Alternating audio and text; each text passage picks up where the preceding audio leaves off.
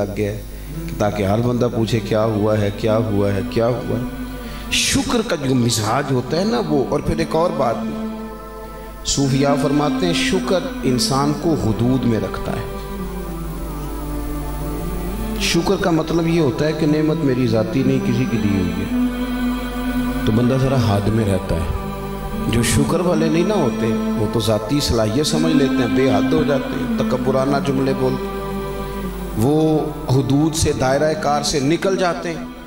میرے عزیزو یاد رکھو شکر کا مزاج، اور نعمت اللہ دے تو اس کا چرچا، اس کا انداز اور اس کو بتایا جانا کہ خدا نے نعمت دی ہے۔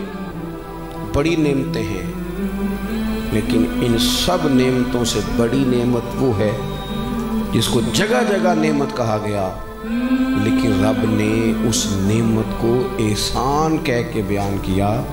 فرمایا لقد من اللہ علی المؤمنین اذ بعث فیہم رسولا،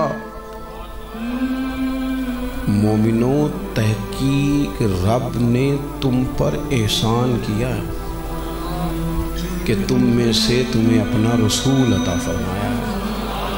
وہ دو عالم کی رحمت تھے، وہ دو عالم کی رحمت ہیں، جہاں چاہتے وہیں رہتے، یہ تو ان کی مہربانی ہے کہ یہ عالم پسند آیا۔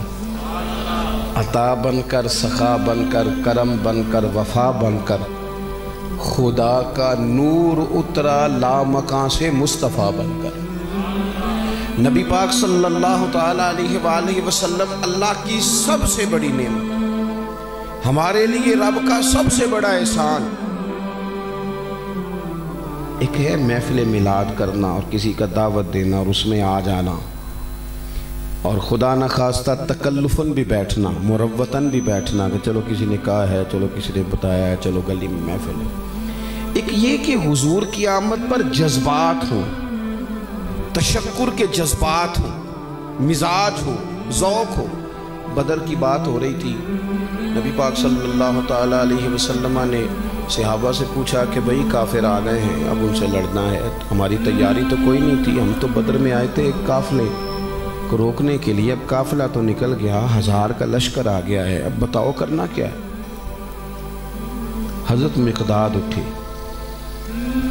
عرض کرنے لگے یا رسول اللہ صلی اللہ تعالیٰ علیہ وسلم، ہم کوئی حضرت موسیٰ کی قوم تو نہیں جو کہیں گے آپ لڑیں اور آپ کا رب لڑے۔ حضور آپ حکم کریں، اور حضور جس دن سے کلمہ پڑا تھا نا اس دن سے شوق تھا کہ کوئی موقع ملے تو اس نعمت کا شکر ادا کریں۔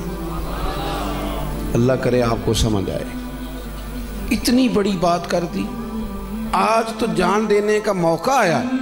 اٹھے مقداد اور عرض کیے ہادی دوراں، ہمیں بخشی ہے جب سے آپ نے یہ دولت ایمان، تمنا ہے کہ اس نعمت کا بدل کچھ تو ادا کر دیں، تمنا ہے کہ اس نعمت کا بدل کچھ تو ادا کر دیں، نہیں کچھ اور کر سکتے تو جانیں ہی فدا کر دیں۔ حضور کوئی شے نہیں دے سکتے، چلو جان ہی دے دیتے ہیں۔ تمنا ہے کہ اس نعمت کا بدل کچھ تو ادا کر دیں، نہیں کچھ اور کر سکتے تو جانے ہی۔ ہمارے ہاں جو میلاد شریف کے مجالس محافل ہوتی ہیں بڑی اچھی ہیں، بس ایک بات کا خیال رکھنا ہے آپ نے، میں نے کسی بات کو کھولنا نہیں، اور اللہ تعالیٰ مجھے معاف کرے، میں خود سب سے گناہگار آدمی سچ مجھ کہہ رہا ہوں، بطور عاجزی نہیں، پتہ سارا سردار جو کیتیاں دا میں نانم کے من دانم، میں جو ہوں میں بڑی اچھی طرح جانتا ہوں۔ دوستو ایک صرف خیال رکھنا کہ دیہڑی دار میں اور خدمت گزار میں فرق ہوتا ہے۔ دیہڑی دار نے دیہڑی لگانی ہے اور نکل جانا ہے، 4 بجے نکل جانا ہے، اور خدمت گزار نے اس نے جانا میلاد شریف کی مجالس ضرور کرو، لیکن یہ دیہڑیوں کا سیزن نہیں کہ دیہڑیاں لگیں اور بندے آئیں اور بندے جائیں۔ کوئی دیہڑی ہے، اللہ معاف فرمائے، آپ ضرور نظر نیاز دیں، ضرور خدمت کریں، کسی چیز سے منع نہیں، لیکن اس کو کوئی بندہ بھی وہ سیزن نہ بنائے جس سے کمائی کی جاتی ہے۔ یہ تو مقام تشکر ہے، شکر کا مقام ہے، اور وہ ڈھلا ہوا ہو، یعنی رسمی قسم کی نعتیں، رسمی قسم کی تقریریں، رسمی قسم کی باتیں نہ ہوں۔ میں 2-3 دن سے دوستوں سے کہہ رہا ہوں کہ ہمارے یہاں ہر شے رٹی رٹائی ہے، اور شعر رٹی رٹے. یعنی کوئی بھی بالکل میری طرح کا کوئی بے سرا بندہ بھی نعت پڑھ کے نیچے بیٹھتا ہے تو کہتے ہیں بڑے خوبصورت انداز میں سریلی آواز میں نعت پڑھ رہے تھے. تو یار یہ نہیں تھا سریلا, تو ویسے جزاک اللہ کہہ دے. پھر رات کو 1:30 بجے بھی مائک مل رہا ہے نا خطیب صاحب کو, تو نقیب محفل کہہ رہا ہے اب میں بلا تاخیر, کیوں نے ادو ود کیڑی تاخیر ہونی, 1:30 تے بج گیا رات دا, لیکن اس نے رٹا لگایا نا, اس نے کہنا ہی بلا تاخیر ہے, جو مرضی ہو جائے. یعنی کئی دفعہ بندے کا دل کرتا ہے کہ یار اس سے بندہ. ایک دن مجھے ایک محفل میں ایک بندے نے کہہ دیا حکیم الامت, میں انہوں نے پوچھا میں کہا مانا ہوں ہی, کہنا نہیں میں کدھروں پڑھیا سی. میں کہا توبہ کر اگوں یہ نہ ہوئے کہ تو کچھ اور بھی پڑھ لے جڑا کہنا چاہیے ہی نہیں. خدا کا خوف کرو, روٹین میں رہو, جو 2-4 باتیں ہیں اس سے آپ اس میں رہو. ہماری اماں نے جو ہمارا نام رکھا ہے بڑا سوچ سمجھ کے رکھا ہے. ہم نے اپنے بزرگوں کی نسبتیں سے جو اضافے کیے ہیں وہ ذریعہ بخشش جان کے کیے ہیں, تو اس سے زیادہ کی کوئی حاجت ہی نہیں ہے. کیا یہ بات کم ہے؟ وہ کسی نے کہا تھا کہ ان کا دیوانہ ہوں, ان کا مجذوب ہوں, کیا یہ کم ہے کہ میں ان سے منسوب ہوں؟ اس سے زیادہ بھی کسی تعارف کی ضرورت ہے؟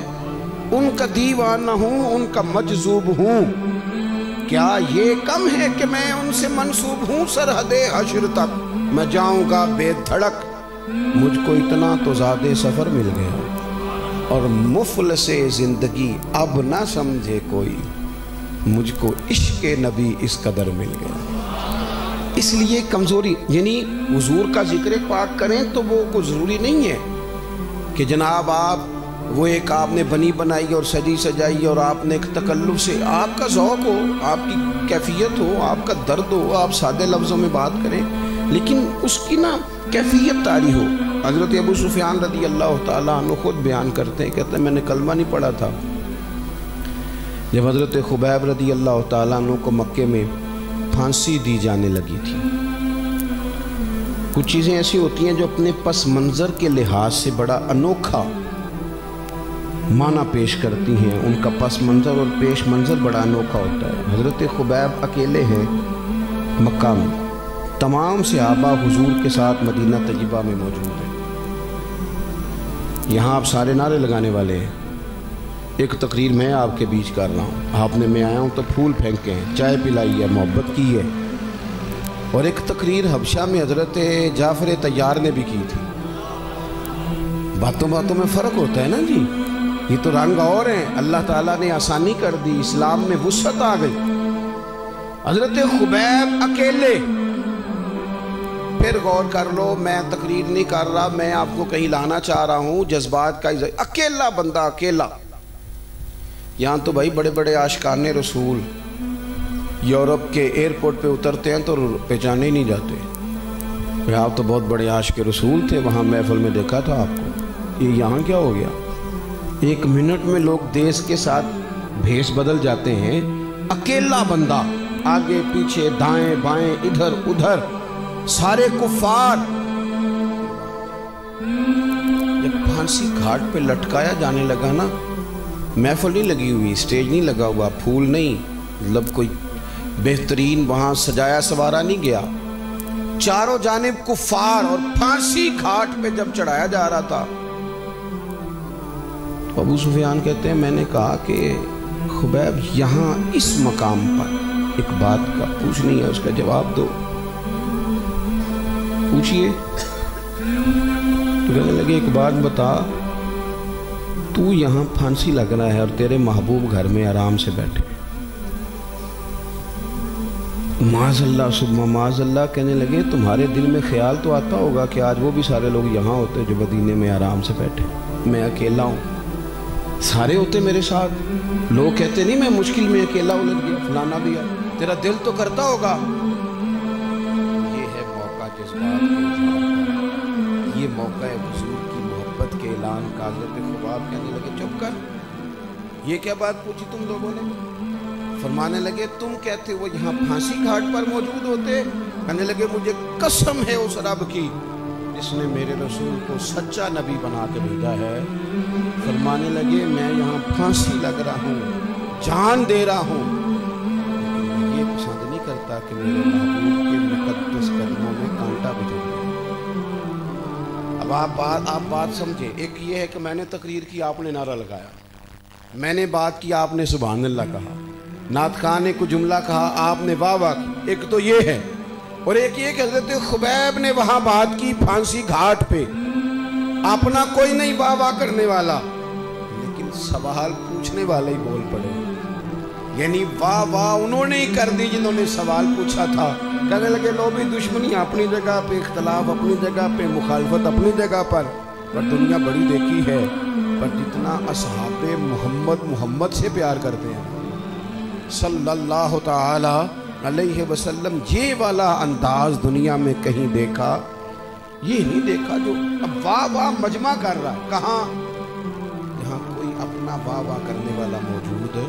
यानी मिलाद शरीफ हो तो इज़हार जज्बात, तशक्कुर हो, आप डंडियाँ भी लगाएं, लंगर भी पकाएं, जुलूस भी निकालें, लेकिन दो नफल